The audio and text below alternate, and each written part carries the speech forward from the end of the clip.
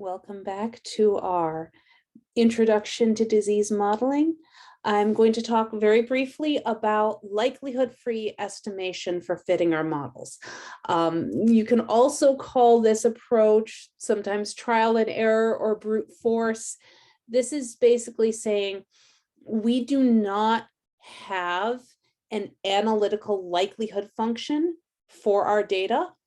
So we are going to try some things and see if they work, and then try again and try again.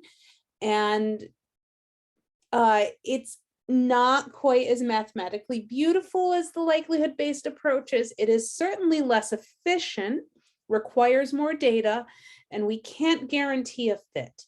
But sometimes if your models get really complicated, this is the only way to go. So here is the general approach to likelihood-free model fitting approaches. First, you select a value. So it could be for one parameter, it could be for multiple. So in our SIR model, say we want to fit beta. We select a value for beta. We've already defined this prior distribution, could be uniform, could be a distribution function, but we pull a value from it. And we use that value to simulate results in our model. And then we compare our simulation to what we have observed in the real world. That's it. That's the entire approach of likelihood-free methods. So one of the most common ones that we use is called approximate Bayesian computation, or ABC, and it follows this method using a Bayesian approach. So the first is that we have our prior distribution, and we select one or multiple values from the priors that we've set for those parameters. And then we simulate with those selected values. We use that simulation and the observed data to calculate a distance, or D, from the observation to the simulation. And if D is less than some pre-specified threshold, we say, okay, this value of the parameters goes into the posterior. If D is greater than that threshold, we say this value does not work. We throw it out and we do it over again. And we keep doing this over and over and over until we've gotten some pre-specified length of our posterior that we think is going to show all of the things that you want to see in a posterior, like stationarity and reliability. So here's an example of what ABC looks like in real life. Say we have an SIR model and we have this graph of observed cases over time. I will say, this is not real data. These are numbers that I personally made up and stuck in, and I'm pretty proud of the way it looks like an actual epi curve. But we've got this data that we want to fit our SIR model to. Now, we know kind of in general what our beta is. We're going to assume we know what gamma is. So we know the recovery time.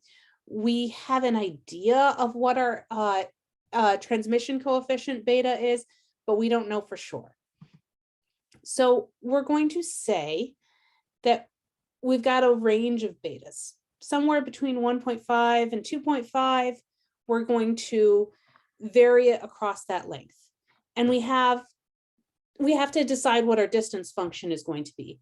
Here, you'll see that I'm using the sum of squared errors.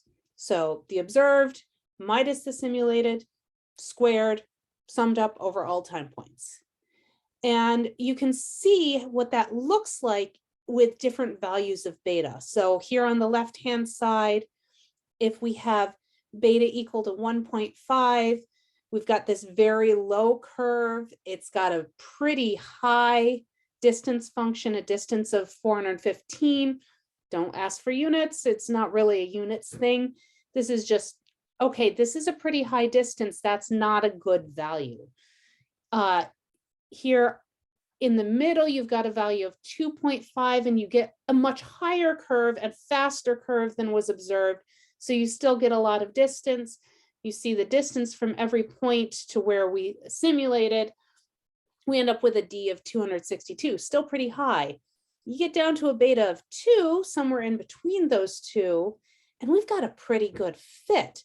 there's not a lot of difference between what we observed and what we simulated. And in fact, the sum of squared errors is 46. So not bad. So we're going to do that over and over and over and over and over again until we get a posterior distribution that we think shows that we've got a fairly good idea of what beta is. And that's what this graph is showing you. So here on the left-hand side, we've got our prior. It was a uniform prior, but this is what the actual draws on the prior look like. So we've got this fairly uniform prior between 1.5 and 2.5. And by throwing out everything that has a distance function over a pre-specified value, we end up with this posterior where the values are actually more like 1.8 to 2.25, and we've got this peak at 2, which, yeah, we assumed a beta of about 2. If you look at the right-hand side, you see the observations in these points, and in these red lines, you see all of the simulated values from our posterior. Now, does pretty well early in the outbreak. We're getting pretty good early on. And remember that because we're using sum of squared errors, here where we've got a lot of variability in the points, we're going to have a lot of weighting towards that, fitting to that value. Now, as we get going and we get into the tail of the distribution, we're not fitting so well. So that could be a number of things. One, we assumed we knew gamma. Maybe if we fit to gamma as well as beta, we would get a better fit. Two, we assume that this is an SIR model. Maybe there's something else going on that we should know about. So that might be the reason that we're seeing a slightly fatter curve than we can fit with the ABC method. So we're not getting a perfect fit, but we got a much better fit than we could just kind of eyeballing it. And we have a posterior for a beta, so we have an idea of what the range of beta might actually be, which can allow us to then look at some other things when we get into sensitivity analysis. So this is likelihood-free based fitting. Very short introduction. There's a lot more that you can get into, a lot more techniques, but this will get you started.